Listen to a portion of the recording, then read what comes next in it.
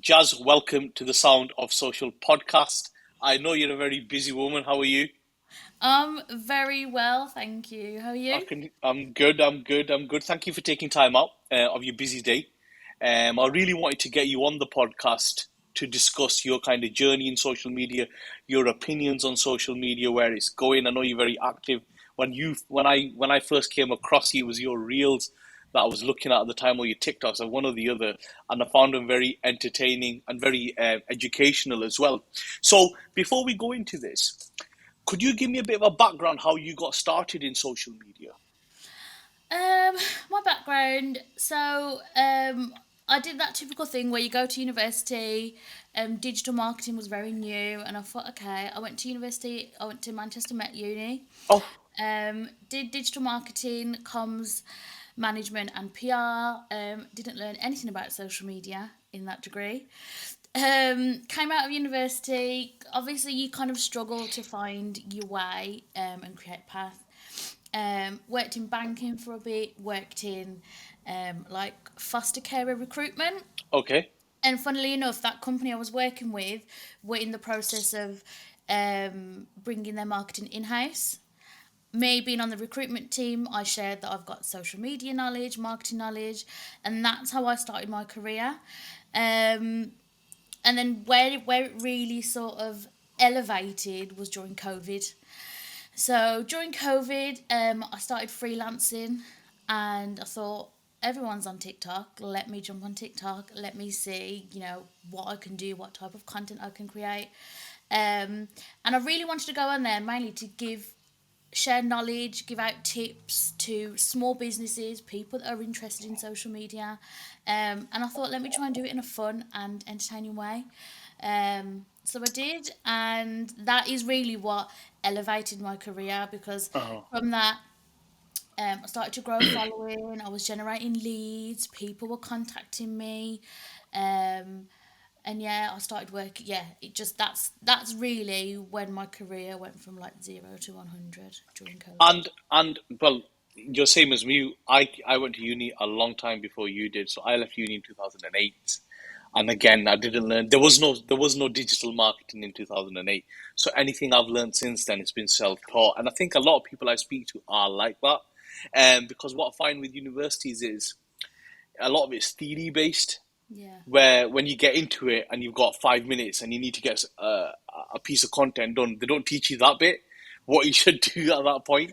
And I think that's what you learn on the job. There's no way of learning that, or you've done a creative or you've posted it on the wrong account, or what do you do then and how do you deal with a client if a yeah, client's not happy, and all that stuff is learned, I guess, on the job. Now, yeah.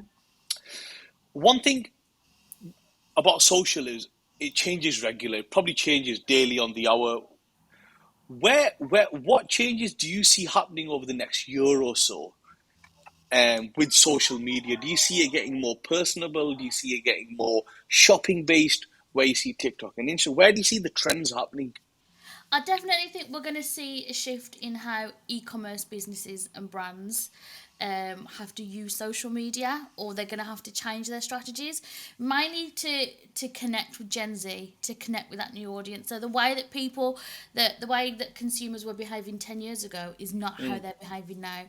A simple example: TikTok live shopping. So they initially tested it back in China as part of like the bite dance arm of TikTok, and it did really well. They're now doing it here in the UK. I've bought stuff off TikTok Shop. The stuff that they sell is discounted. They're going direct to the consumer. So I think the way that e-commerce brands have to change their strategies, that's going to be a big one, and we've seen some of them changing it now. Brands like In the Style, Pretty Little Thing, JD Sports have all joined TikTok Shop, and they've been doing live shopping sessions. I also think, I know we see the term the creator economy flying around these days, but I think there's going to be a big boom in the ways that brands are going to leverage creators and leverage their audiences. Obviously, influencers, you can partner with them. They can share a product to their followers, create a video, But I think brands are going to want to be more strategic in terms of they're going to want to see results. They're going to see, okay, well, what revenue is this person creating? How connected are they with their audience? So I think brands are going to become a lot more clued up on how to deal with influencers, how to strategically use creators for their business and to grow their business. And then obviously the third one, which is very obvious, is like video content. I know that over the past 12 to 18 months, video content has been like a hot topic, and initially it was short form content, but now we're seeing brands like, well, companies like TikTok go for YouTube with extending the amount of the length of video you can upload to 10 minutes.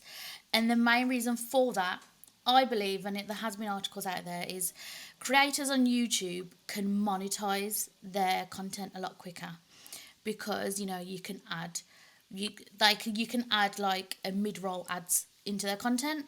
TikTok, you can't do that. No way of creators additionally monetizing their platforms apart from like brand partnerships.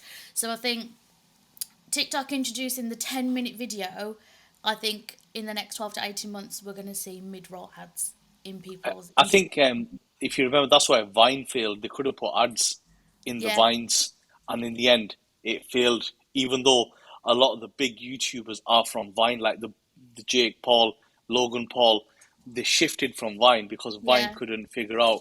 And if you remember, when Instagram videos come out, they were really short at the time. I think they were 10 or 15. Then they went to 30, and then they went to a minute, and now it's just whatever you want it to be. Do you think, coming back to your point about shopping, it's literally that QVC element of that TV shopping channel out on your phone? Do you see the younger audience kind of engaging with that? And then do you see the mature audience thinking, yeah, I'm comfortable enough to purchase within the app in this new way of kind of selling? I think that TikTok live shopping is is like a newly branded style of QVC. So TikTok are leveraging creators that have notoriously got a younger audience, a Gen Z audience, that they can feel that they can relate to more. If a typical person from Gen Z put on QVC, they're not gonna see someone from TikTok, so they're not gonna have that relationship. They're not gonna have that trust that people need in order to make that purchase. Um, so yeah, I think with TikTok and with like Gen Z, I'm a millennial, but I'd say I'm a zillennial. I'm like in between because Right. I kind of get Gen Z. Um, but yeah, like as someone like me, I think I'm biased because I've got a marketing head and social media head. So when I see these live shopping things, I know what TikTok's trying to do. I know what these creators are trying to do, and it's working. It's worked for me. And when I've joined them, I've seen the engagement. I've seen people commenting. So I know that it's working. So I think that is definitely the way that things are going to move forward. And then your second question was. It was, I've got it myself. I'm sure it'll come back to me. It'll come back to me. It'll come back to me.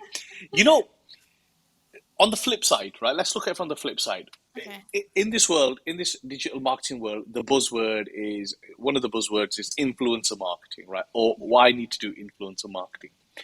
But from your point of view, why do you think so many brands and influencers fail with their campaigns? Because not every campaign works. Is it a bad selection of influencers? Is it that the brand think that it's a magic tap, you turn it on, as soon as the influencer posts up the story, the sales are going to go ka-ching? Should it be more long-term planning? So I think just because someone's an influencer, yes, they've managed to grow a following, but it doesn't mean they understand social media marketing. Or it doesn't mean that they understand how they can leverage their following in order to generate revenue or partnership with brands. So I think there's an education piece in there for influencers and creators to try and learn what are brands trying to what are they trying to achieve by partnering with them. But then I also feel with some brands, they don't really understand what creators or influencers, or they don't understand the analytics and the metrics and they kind of panic. They have a campaign. They think, okay, we need to get this campaign out to this many people. Let's try and find a big influencer, send them some products, or give them a brief, and it's going to be amazing. And then it flops. But that's because there's been a disconnect. The brand hasn't really understood what they need the influencer to do or how impactful the influencer can be. And the influencer is, they're obviously just buzzing because they've got this brand partnership, but they don't understand that, there's a performance to it, and that there needs to be some metrics, there needs to be some analytics that they can give back, so that they can say, actually, well, yeah, this has worked, this hasn't. And I think there's very far and few between creators that are savvy, that are switched on, in terms of how they can really make an impact with brands by using their audience.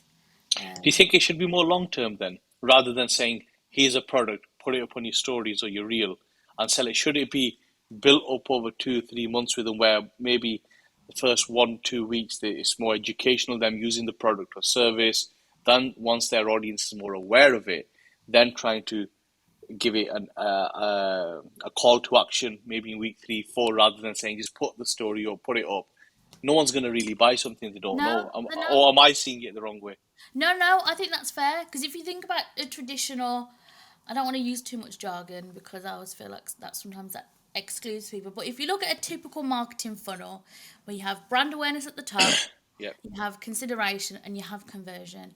If a brand has reached out to an influencer or creator and they're saying, we want you to, advertise our product or do this, that brand needs to go in with like a brand awareness mindset. Okay, this influencer is going to drive awareness. That might be in the form of just website traffic. But then if I'm seeing something, I'm not going to instantly make a purchase. I'm going to become aware of this product or service that this person's promoting. And then I might be interested, I might not. But if there's more long-term partnerships, I think Yeah. that's where brands will tend to see more of a return on their influencer marketing, or whatever strategies they use with influencers. And that's where I think there's a massive fall. Is there'll be a big influencer campaign, a brand will want results straight away, and they won't get results, and then they'll think, okay, well, influencer marketing's not for us. But it's a long-term investment. Yeah, or sometimes I feel that just the budget's not big enough to meet their ambition, So they might say, well, we want to, I don't know, increase sales by 5x, right? Just really simple. No one knows the product, it's totally new, but all I want to spend is 5 grand. You think, really, it's not going to work, is it? Because you're too new and I think, again, it's a bit of them not understanding it. Agencies just pitching it because they've got a budget to just get it off them and then hope for the best. So I think it's a bit of a mix of both. Yeah. Whilst we're on the topic of influencers, d just coming back to Instagram slightly, do you think with the rise of TikTok and with reels and short form video or long form, do you think that picture element will die on social? You know, whether it's the Instagram grid where somebody takes a lot of time and puts a lot of effort into creating a good grid, a good image, do you think that will slowly just die? Because I've heard Instagram are looking at using the reels as your default grid view. Yes, I have, and I don't think it will completely die, but I think um, we will see a shift in, like, people post like 20% of their content is still images, and 80% of their content is in the form of stories and reels.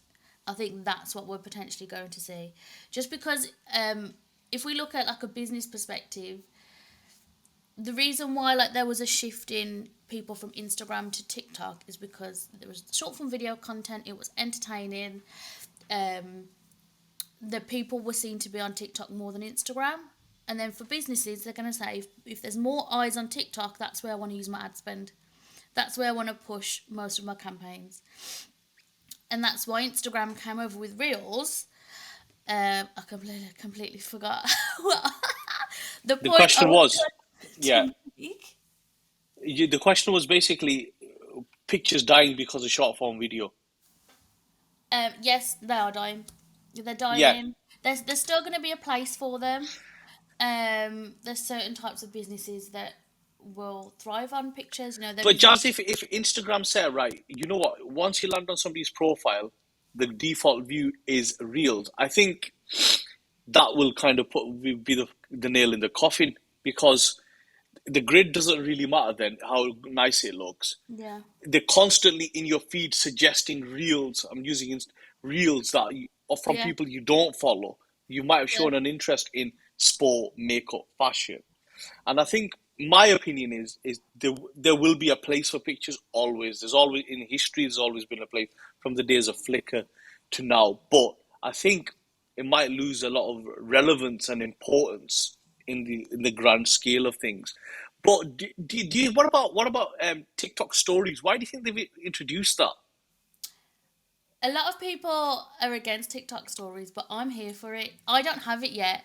I haven't got TikTok stories yet, but I'm here for it. And one of the main reasons why is that as much as I love TikTok, there's only so much that creators can do on TikTok, and they all they can do is create videos and go live.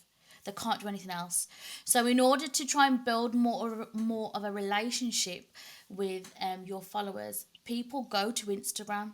Instagram, you've got stories, you've got highlights, Mm. and sometimes people prefer keeping up with stories and the everyday content on TikTok. If you want to post something, you have to do a video. You can't just say like, okay, this is what I'm like. This is a 15 Yeah, it second. gives you more of a real life at that point what's going on, Yeah, because some videos you see in your feed might be months old. yeah. So I'm here for stories. I think it adds another element of content that creators can share with their followers. Um, yeah, I'm here for it. I think we'll see more engagement from it. I know that they were testing it last year, but now obviously they're doing like a full rollout. But So it was, if Instagram do stories well, TikTok do stories well, where does Snapchat go from here then? I think. See, I'm not a massive fan of Snapchat, and I think Neither that am I. yeah, I think that's just because it was like booming when I was at university, and then Instagram like introduced stories, and then that's where I think most of our generation, or like people like that are like millennials, they thought, okay, well, I'm just going to stick to Instagram now. There's just too many platforms for us to keep up on. Whereas I know like my younger brother and like the hardcore Gen Z generation, they're still quite big on Snapchat. They use it quite a lot just to send like DMs. They still have Snapchat stories. Um, but If you I watch don't. Top Boy, if you watch the new Top Boy, that's all they go on about Snapchat. Oh, really? Yeah, yeah. So Oh, I haven't when they watched kill it. someone, when they kill someone or when they beat somebody up, they make a video and put it on Snapchat. No way. It must Yeah, be a generational thing. Yeah, I think Snapchat clearly has a place because I do hear it being mentioned, but not as much in terms of the work. I think it was too Yeah. slow. In a sense, they innovated too slow. They got too caught up in the effects and the filters when Yeah. they should have made the profiles more public and easier to find. I Yeah. couldn't find you on Snapchat unless I knew your username, or I could scan your code. There Yeah. was no way, and even if I did find you, I couldn't see your profile. It was like you had to accept me. It was just too slow. What they should have done, taken elements of Instagram, just a profile look. You can add somebody, and it was just too slow. And then they introduced the channels where if you're in Snapchat at the top, you have the different content put in there by like Yeah. Vice will put stuff in there, MTV will. It was just too slow, and they missed the. But it's like Clubhouse. It was just too slow, Yeah. and the No. others moved quicker. Yeah. The others definitely evolved quicker and adapted to what people wanted quicker. And we're in a day and age now, whereas if we can find it better elsewhere, we'll go. We don't have as much loyalty anymore, Yeah. because there are bigger and better things shown to us so quickly, which is why I think loads of people forgot about Snapchat and just went straight onto Instagram. So why, talking about speed then? Why do you think Instagram is so far behind on TikTok then? I think Even the element of when they had IGTV and it took them years to kind of say everyone use IGTV. and then so you could have a video on Instagram, but if you wanted it longer, it had to be IGTV. And then they thought, oh shit, um, TikTok are doing 10-minute videos. Get rid of IGTV now. Every one video. And why they seem reactive than proactive? Yeah, I think Instagram just want to be the go to platform for everything, and I think that's what they're trying to do. Like when they introduce guides, I've never Yeah, created a guides, and what I crazy. always noticed, IGTV and guides, the reach on them was absolutely It was a dreadful. lot of effort as well. It was a lot of effort for people to go to. They want Instagram want to be the one stop shop, and they also, I think they were going through like a bit of a PR branding crisis, where on Instagram it's very much you have to look a certain way, Yeah, or there's a certain type of aesthetic, and it has to look very polished, and that's where I personally don't typically fit that aesthetic, and that's why I felt more comfortable going onto TikTok. I felt there was a place for you can be more creative, you can be more yourself, and then obviously Instagram noticed this, they realised this and thought, shit, we're losing a load of active users to this platform TikTok. So then that's why they've obviously now introduced Reels, and you can see that with their content that they're making, the creators account that they have. Adam, I think his name's Adam Mosseri. sorry, yeah, that's right. Yeah, Yeah, the head of Instagram. He's like, loads of people have thought like there's so much, like the information that they have is so gated, and that's why I think they've gone through this whole like rebrand to try and be more clear and clear with their messaging, and if there's updates, Adam goes on his story, so yeah. they're He not does one every gatekeeping. Thursday, doesn't he? Yeah, so they're not gatekeeping any information, whereas obviously loads of people think that, Instagram shadow ban people and like hide their content. So I think that there's multiple things.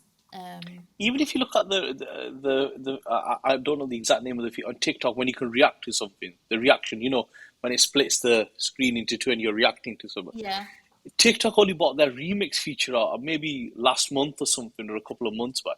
It was so slow. yeah, And even now, when I was looking this morning, we were looking at the report on the top money being spent within apps. And TikTok was top because of their live feature on just shopping feature, and you had Tinder on there, you had other apps on there. And yeah, Instagram was nowhere to be seen. But, um, Jazz, in my opinion, where because they've done it now, so they could have done this earlier, was if nobody was following you, your content would only be seen by your followers. Whereas TikTok, they've removed that because the For You page does it for you. It's yeah, irrelevant on how many followers you've got. yeah, Once I show an interest in jazz or social media, I'm going to see more of that. yeah, And they've seen that, thinking, shit, the follower count isn't important. Now, if you look at your Instagram feed, they're constantly suggesting content from yeah, accounts you don't follow. So they could have done that a lot earlier. It's yeah. not like suddenly they've just thought of it. I just find them so slow. I find that with Facebook generally really slow and clunky the way they do things. Yeah, they're in terms of I hate use like in terms of how quickly they are to innovate. I'm a bit split with this because I think they try to innovate really quickly, but then they do a really bad job of it. So like there's so many bugs within Reels. The UI is like terrible in terms of Oh yeah, editing. Yeah, the icons, and then like some people's drafts will end up being deleted, or like you'll post a video and the dimensions are wrong. So I think they're trying to be quick to innovate, but they're just doing a really bad job of it because there's so many bugs. I personally, I hate making reels.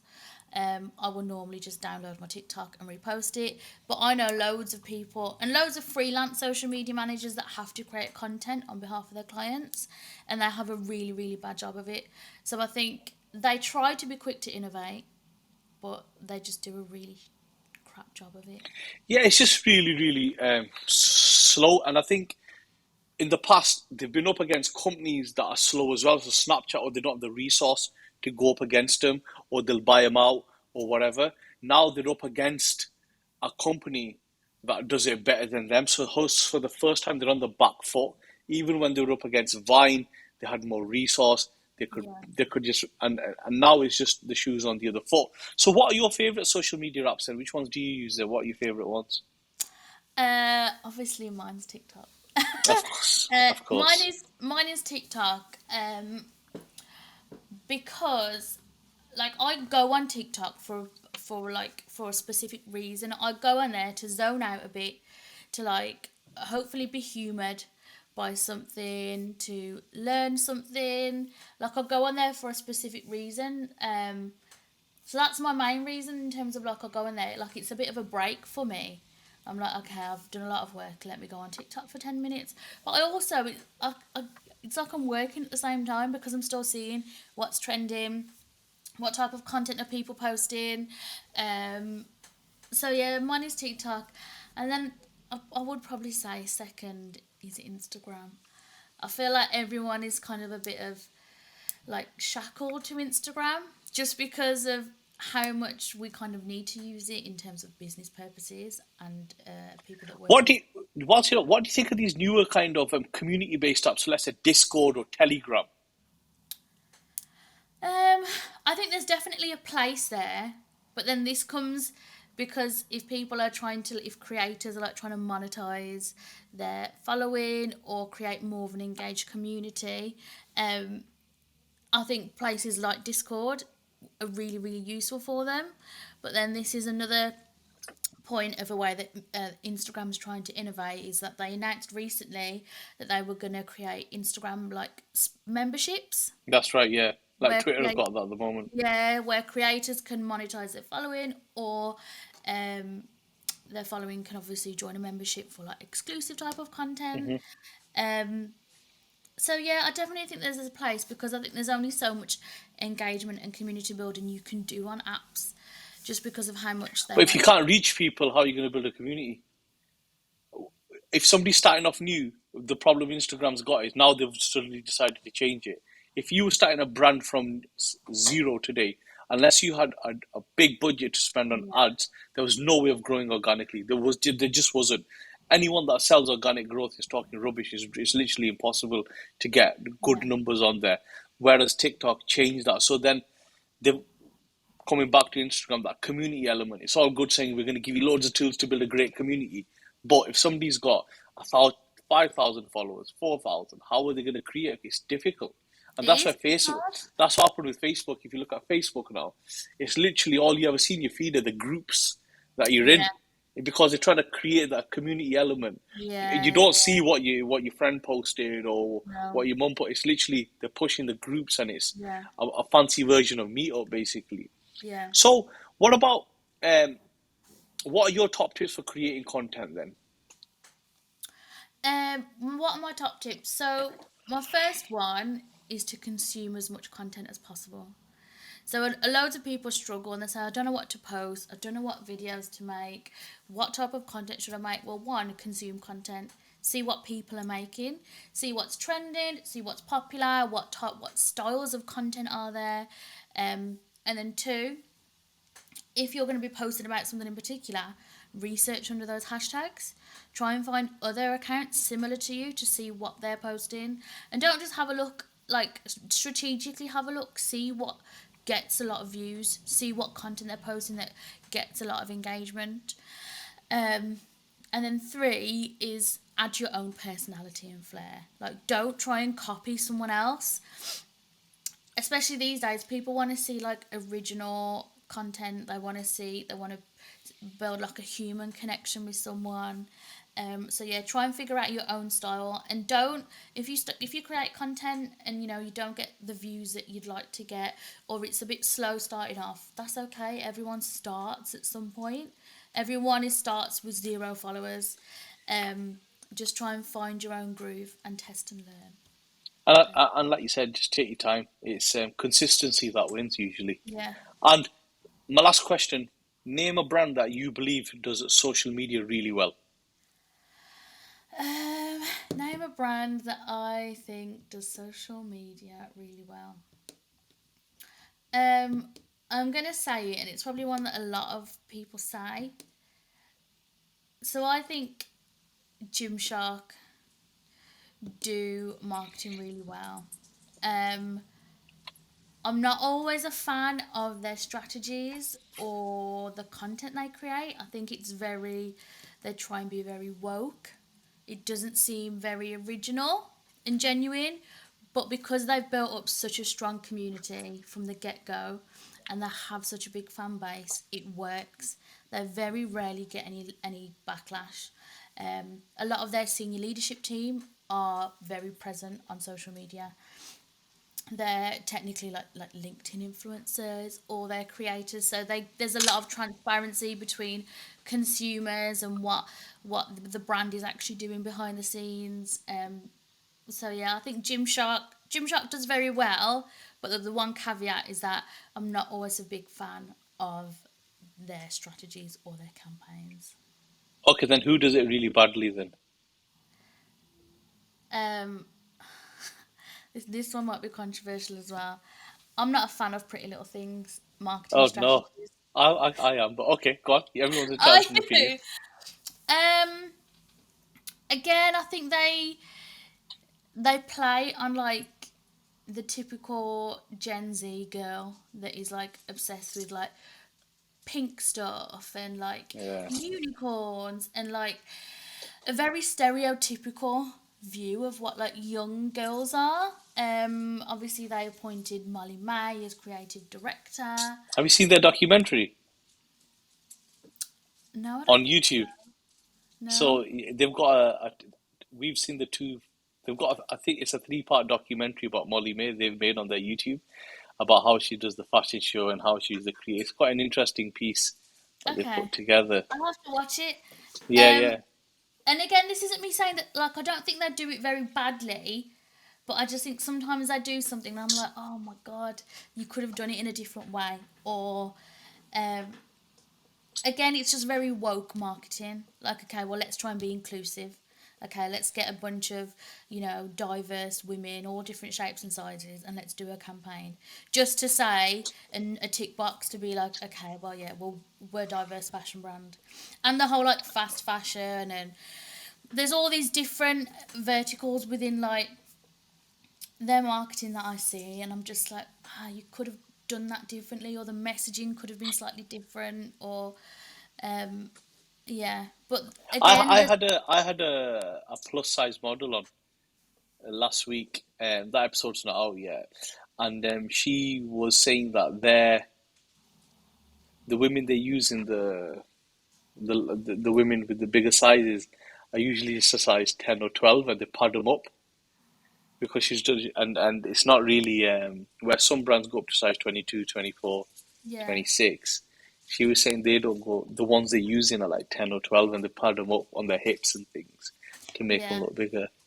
That doesn't I surprise could me. be wrong, she could be wrong, but It doesn't surprise me, but it's not like a true representation of like plus size fashion or inclusive fashion.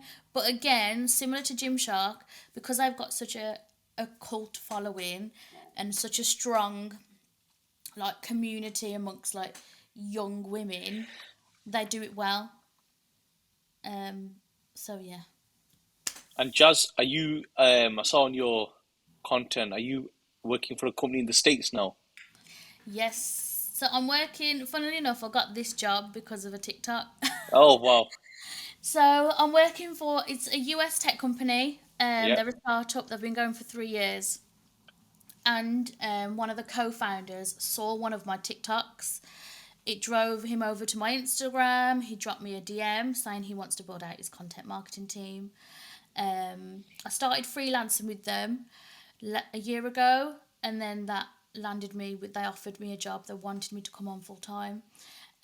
So yeah, they're a social media content creation platform. So they're like, think about like having a version of like, how Canva on your mobile is really Yeah. bad. Yeah. This is like it's an enterprise tool. So we have brands like the whole NFL use us, England football team use us, and Man City, Tottenham Hotspurs, Australian football teams, NBA, the LA Rams. So yeah, we're a social content creation tool that like basically streamlines like creating on-brand content in real time. And for me as a social media manager, it's like a dream job because they're creating tools that help us and help us create content, and they Yeah. understand our pain points. They know that we're not just button pushers, and that we have a really strong, that we add a lot of value to a business. So yeah, so I was literally offered a job from a TikTok, and I'm not the only person that's been offered a job from a TikTok. So, And you won't be the last. and I won't be the last. No. No. And if anybody wants to get in touch with you, follow you, how do they do that? So they can do that. You can follow me on Instagram. It's at social_jazz, or TikTok, and it's at SocialJazz. Jazz, it's been a pleasure. Thank you. Thank you for having me. It's been great.